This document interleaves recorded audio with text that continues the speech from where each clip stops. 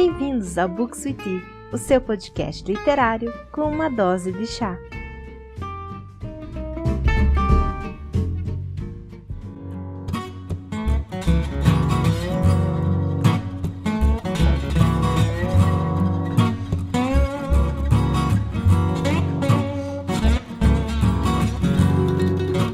Olá pessoal, aqui é a Carol e sejam muito bem-vindos a mais um episódio do Books with Tea. Se vocês acharam que eu não ia mais falar de Zafón por aqui, eu fico muito feliz em dizer que vocês estavam completamente enganados. Como eu já mencionei outras vezes por aqui, no ano de 2021 eu havia organizado a leitura das obras que compõem a tetralogia do Cemitério dos Livros Esquecidos. E já tem 2 episódios aqui no podcast que eu falei das 2 primeiras obras, que é A Sombra do Vento e O Jogo do Anjo. E agora chegou a hora de conversarmos um pouco sobre a terceira e menor obra que compõe a tetralogia, que é O Prisioneiro do Céu. Então apertem os cintos e levantem o volume que vamos embarcar novamente para Barcelona de Carlos Ruiz Zafón.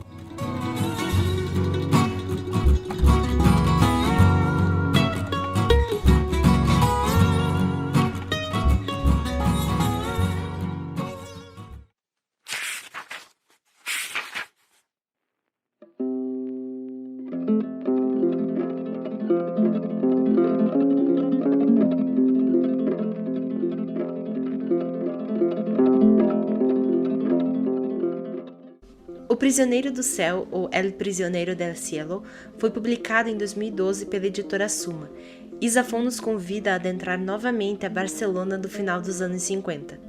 Aqui nós reencontramos com personagens de A Sombra do Vento, já que a narrativa se dará em torno tanto do personagem de Daniel Sempere e principalmente do seu grande e fiel amigo Fermín Romero de Torres. Então eu preciso relembrar vocês que se vocês nunca leram as obras do Zafón que compõem o Cemitério dos Livros Esquecidos, não comecem por aqui. O Prisioneiro do Céu é sim uma continuação direta dos 2 primeiros livros, principalmente do primeiro, então há muitos detalhes e situações que só fazem sentido se vocês tiverem lido os 2 primeiros livros. Há elementos e personagens que são de extrema importância aqui, que apenas farão sentido se você já tiver lido A Sombra do Vento e O Jogo do Anjo. E outro ponto é se atentarem muito às datas que são mencionadas nos livros, para que não haja qualquer tipo de confusão. Aqui, inclusive, eu faço questão de fazer um pequeno parênteses para orientar vocês caso estejam realizando ou queiram realizar a leitura dessas obras. Em A Sombra do Vento, o primeiro livro, nós acompanhamos o Sr. Sempere, o seu filho Daniel Sempere e Fermín. Em O Jogo do Anjo, nós temos o avô Sempere, o Sempere pai, e a mãe do Daniel, Isabela, e o outro personagem que se chama Davi Martim. Agora, em O Prisioneiro do Céu, nós voltamos com os personagens do Daniel e Fermín, além, é claro, de outros trechos em que vamos para um novo momento da vida desses personagens. Então, deu para perceber que é um verdadeiro labirinto de histórias, não é mesmo? E é um verdadeiro quebra-cabeça que o Zafón criou com esses livros. E O Prisioneiro do Céu, então, ele é uma continuação direta de A Sombra do Vento. Tanto que em A Sombra do Vento nós terminamos a leitura no ano de 1956. E agora, no terceiro livro, já estamos em 1957. E começamos a história na época do Natal. E os clientes eles estão escassos na livraria Sempere Filhos. As contas elas vêm se acumulando, e é quando um homem muito misterioso, que tem uma mão de porcelana, visita a loja e compra o item mais caro, um exemplar raríssimo de O Conde de Monte Cristo, onde lhe deixa a seguinte dedicatória: para Fermín Romero de Torres, que retornou de entre os mortos e tem a chave do futuro. Esse é o ponto de partida para que conheçamos mais da história de Fermín, incluindo seus anos no castelo de Montjuïc, a prisão do governo franco na época gerenciada pelo nefasto Maurício Valls. Com medo de que um segredo enterrado há 20 anos finalmente venha à tona, ele narra para o Daniel as suas tentativas de fuga da prisão junto a um companheiro de cárcere. O Prisioneiro do Céu é uma história sobre prisão, tortura, inveja, traição e assassinato, onde as tramas de A Sombra do Vento e O Jogo do Anjo convergem para a resolução de um dos enigmas escondidos no coração do Cemitério dos Livros Esquecidos.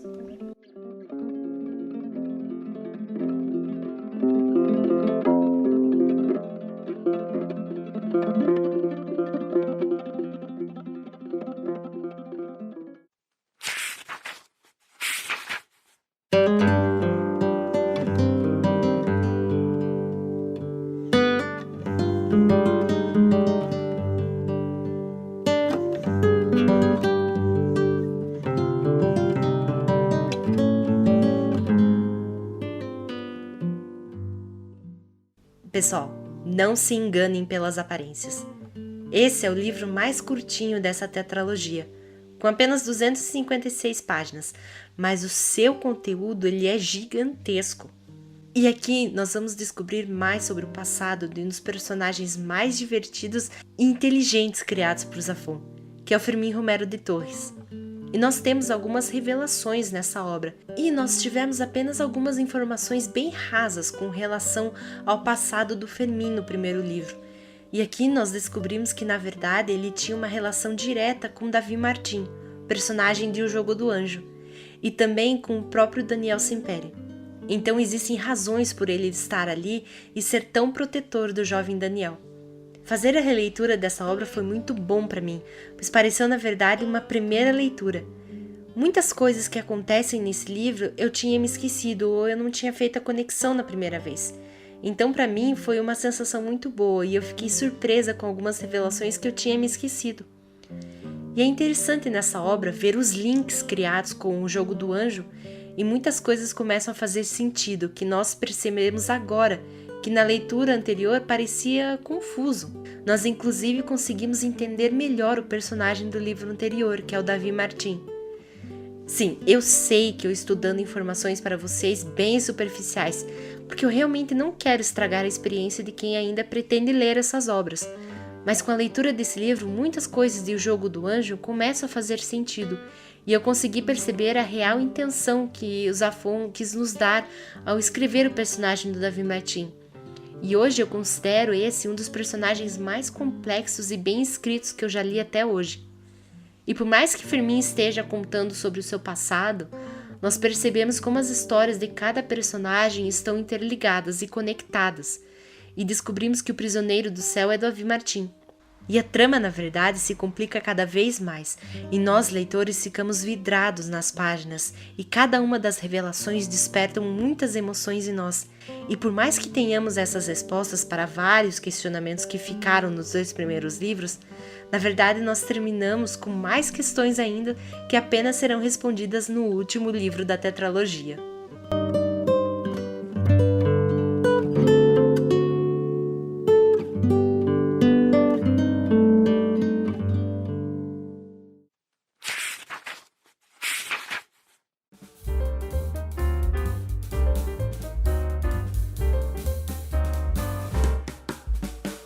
Acho que a essa altura vocês perceberam que o meu autor favorito é o Zafón, não é mesmo? Eu não me canso de falar sobre esse autor e esses livros que eu gosto tanto. Eu não consigo parar de recomendar as obras desse autor e eu espero que eu esteja conseguindo convencer vocês a lerem O Cemitério dos Livros Esquecidos.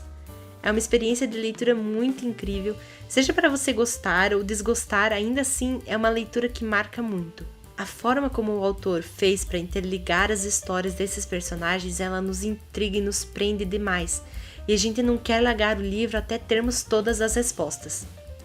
Eu ainda tenho muita vontade de poder gravar alguns episódios para falar sobre essa série com spoilers, pois são tantos detalhes e situações que acontecem e até curiosidades que eu tenho muita vontade de compartilhar com vocês. Quem sabe? Talvez no futuro eu possa fazer um episódio para explorarmos a fundo as histórias do Cemitério dos Livros Esquecidos. Bom, então é isso, pessoal. Obrigada por terem me ouvido falar sobre esse autor e esses livros que eu gosto tanto. E os recados de sempre. Aproveita para seguir o meu Instagram, que é o @booksvt, onde vocês já encontram a resenha escrita de todos os livros dessa tetralogia. Aproveita também, se você está ouvindo pelo Spotify, e segue o podcast. E deixa também uma avaliação para esse episódio. Então é isso, pessoal. Até a próxima. Tchau!